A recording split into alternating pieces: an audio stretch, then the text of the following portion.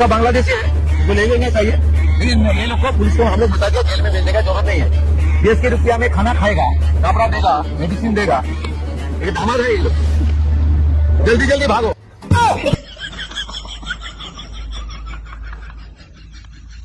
আরো জেতান বিজেপিকে। আমার কাছে সব পদের কার্ড আছে, সব পদের জিনিস আছে।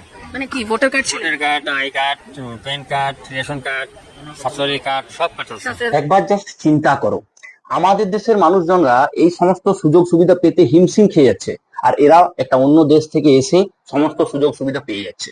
আরো জেতান বিজেপিকে। যখন টিএমসি শাসনে ছিল তখন বিশ্বাস করো আমি মাঝে মাঝে চিন্তা করতাম যে যাকে জিজ্ঞাসা করছি সে এই সরকারের বদনাম করছে, তাহলে ভোটটা দিচ্ছে কে? সঠিক বলেছেন। এই দেখো যারা ভোট দিচ্ছিল তাদের মুখেই শুনে নাও।